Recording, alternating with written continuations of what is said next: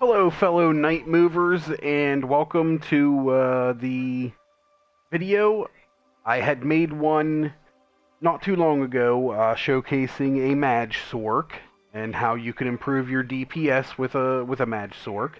I wanted to give my Stam people a little bit of love here. Anybody that's been struggling with a Stam build, I want to quickly go over this. There's a lot to go over, and I'm trying not to let it take a whole bunch of time. I apologize for the video quality and the audio quality. I don't have my computer or capture card at the house today, so I'm doing this basically over the PlayStation. But I wanted to kind of go over a set build that I run that is very easily obtained. You don't have to do crazy different things to be able to get like the really good gear or farm the good gear. So real quick, let's go over character. 9550 max damage, Magicka. 14,004 max health, a little bit low, but we have a good bit of sustain. We have abilities to heal ourselves and whatnot, so it helps keep our healer from spending too much on us. Max stamina, 33,837. Weapon damage, 3410. Weapon crit, 59.5. And then, all my points are in my stamina here, as you can see. And when I go back out, go to my bow bar. What's changed basically is weapon damage lowered, weapon critical lowered, and that's because I'm using the Maelstrom bow rather than the Hunding's Rage bow. So I'm losing my Hunding's Rage ability, my Hunding's Rage 5-piece when I go to my back bar, but this Maelstrom bow makes up for it. Now, you already heard Maelstrom bow, and you're probably thinking, oh, you said you didn't need to, do crazy hard stuff. Well, you don't have to. I'm going to show you exactly what you can do. You don't need the Maelstrom bow for this setup. So, inventory-wise, we are running Hunding's Rage, which is 833 weapon crit, 1096 max stamina, 833 weapon crit, and 299 weapon damage. This is the stamina version of Julianus. It's a 6-trait set that most people in the guild can craft for you, and I know the Flower would be more than willing to help people out crafting this as long as you just ask her to and send her the materials to do so.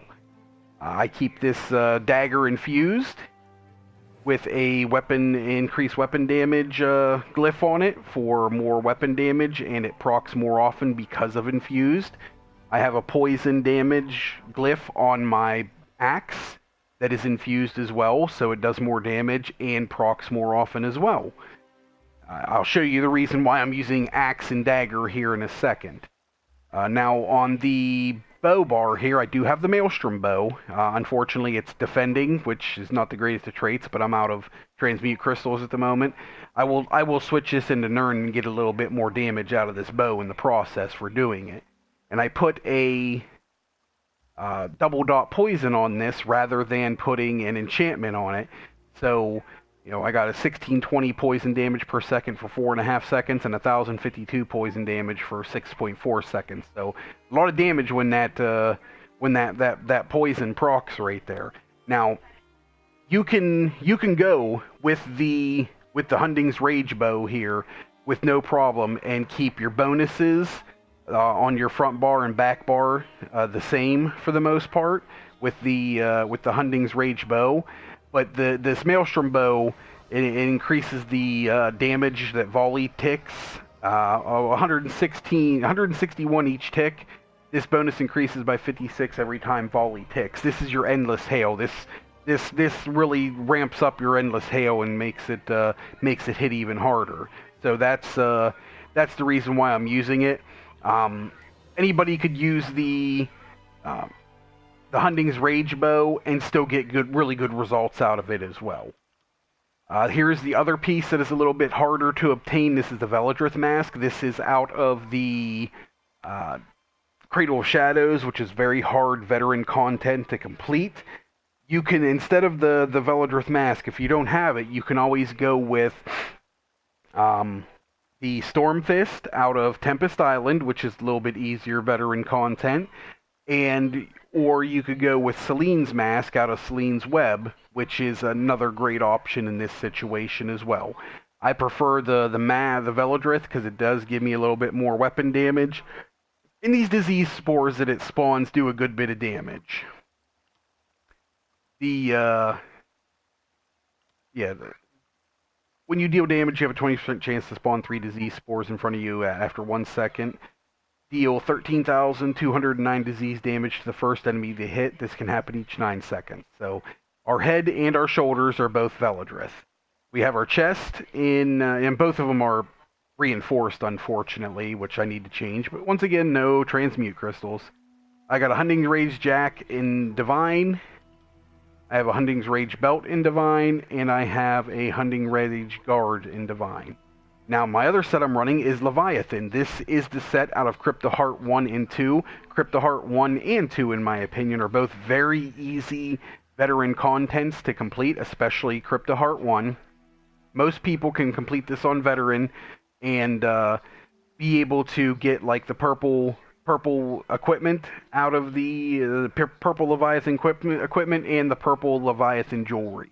Now, unfortunately, this is a trading set right here, or a training trait right here. I need to change, but once again, no transmute crystals.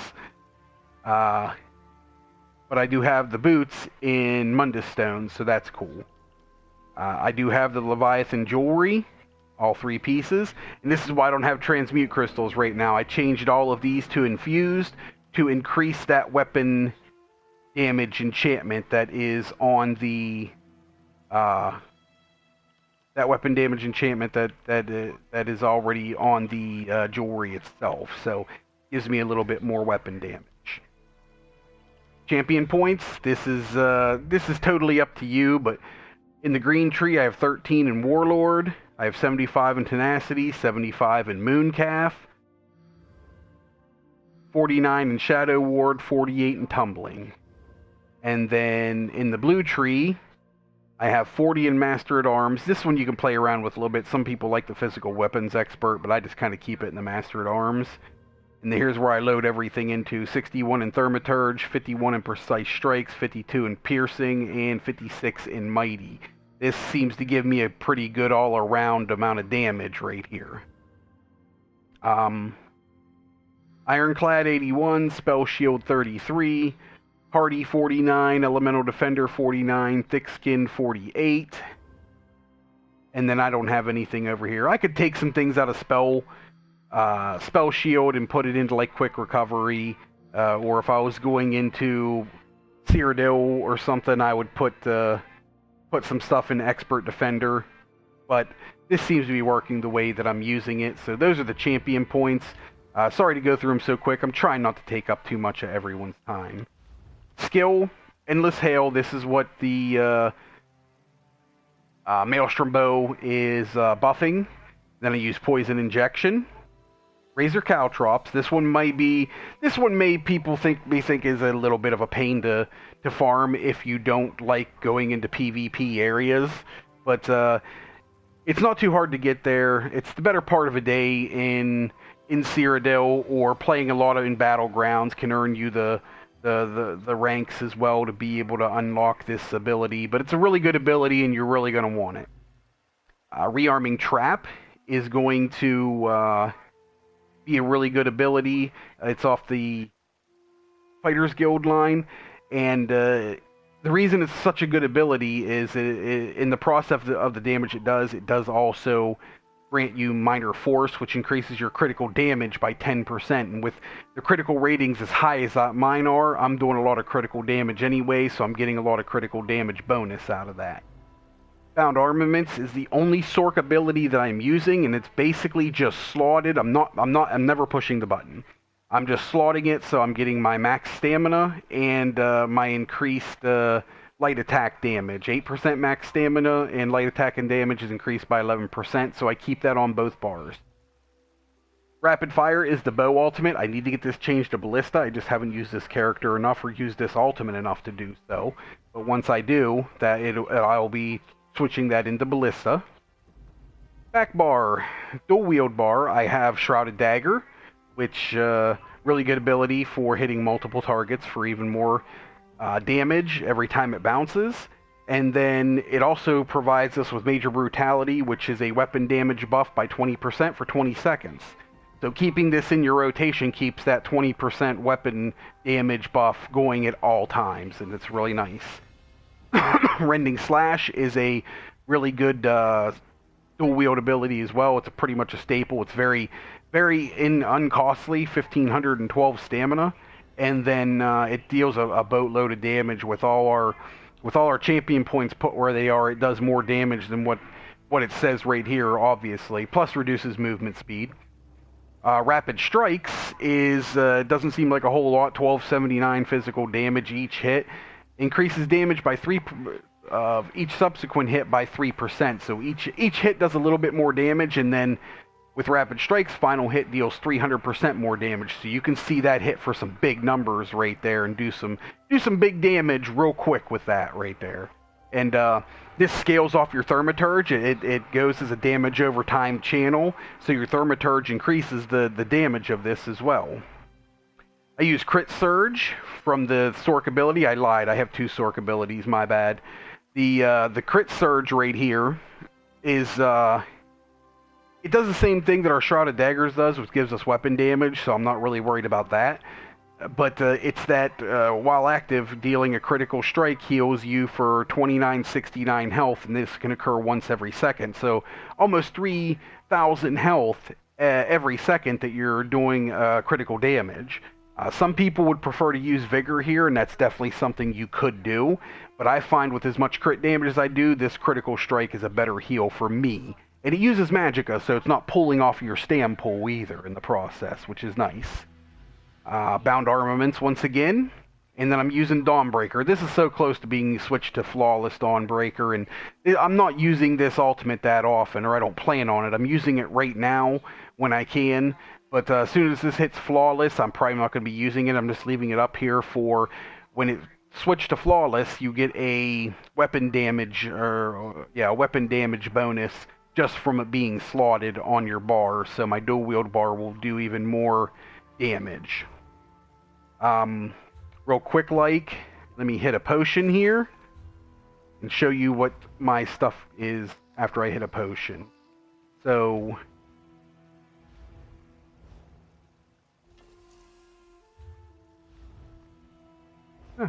why didn't it? Did it not show up? This game can be glitchy at times. Showing up on my bottom bar down there that it's working, but it did not. Oh, you know what? Yeah, it did. My bad. Let me do this.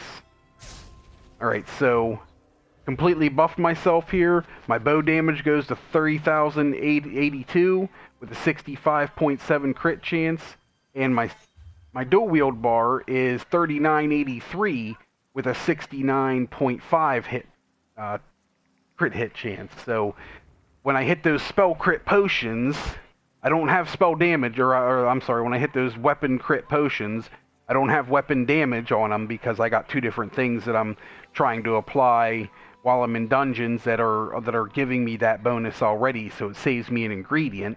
So basically, I'm just going with the weapon crit, the stamina recovery, and the stamina boost. So those are the potions that I'm using.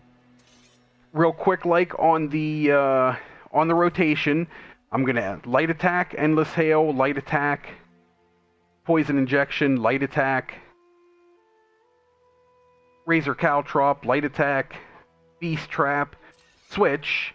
Then I'm gonna heavy attack, rending slash, heavy attack, shrouded dagger, light attack, rapid strike, light attack, rapid strike, light attack, rapid strike, switch bars, and start over. I know that's a lot to do right there, and I'm mixing in those heavy attacks to help sustain with my stamina as well. So you'll see exactly what all it does here. So let me buff myself, and let's get started here.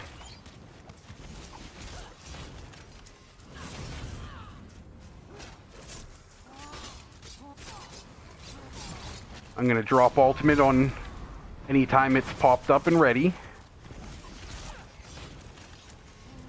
Now, I'd make this look easy. It takes a lot of practice to do this the correct way. But once you get it done the correct way, once you get it down, it can do some serious amounts of damage. Notice how I'm using these heavy attacks on these first two dual wields to keep my magicka up. Or keep my stamina up, sorry. I'm so used to using a mage character, I keep saying that.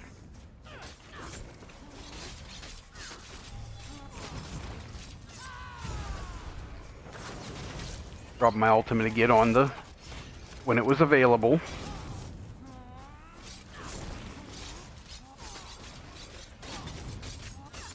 Yeah, I got so much damage over time going on here that it's unreal.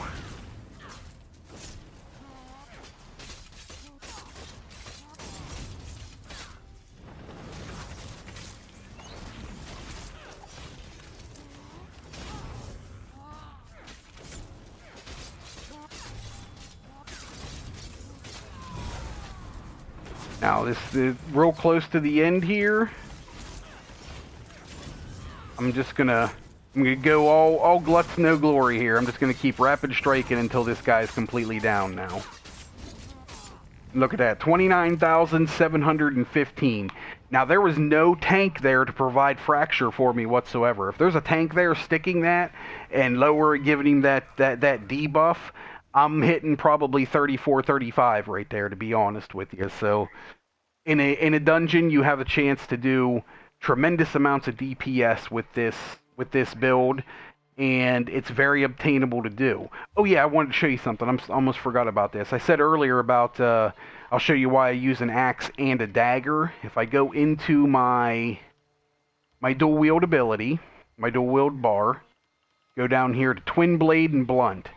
Grants a bonus based on the type of weapon equipped. Each axe gives your melee attacks a 8% chance to bleed enemies for 11,781 physical damage every 8 seconds. That's why I have an axe. Every now and again, I am just applying bleed damage just from hitting somebody with a light attack, and it's not something I had to trigger. It just happens. And then with my dagger, I'm increasing my weapon critical rating by 1,095. Now, you can go with a mace and ignore 10% of the enemy's physical resistance, or swords increase damage done by 2.5%. But I really like putting that bleed damage on there. There's so many different chances to put bleed damage on, poison damage on. I got poisons on my bow. I have bleed damage I put on from abilities, bleed damage that I can put on from here, all kinds of different poisons that can proc off of my weapons. My bow and my axe has the poison damage enchantment on it. So a lot of different chances to put a lot of different status effects that does damage for you without costing you any more magicka or any more stamina. If you're in a dungeon with this setup right here with a sork that is using like a staff pound or whatever, what do they call that? The elemental blockade, something that sets the enemy off balance, you're going to do another 10% damage while they're off balance as well, and see yourself doing even more damage. Now, I could run up and bash the target and bash the dummy and set him off balance that way, but that's just stupid to try to work into your repertoire. Plus, I don't see it setting them off balance, so maybe that's not something that you can do anymore. I'm not sure. But I think that's all I got for you guys. Try not to take up too much of your time.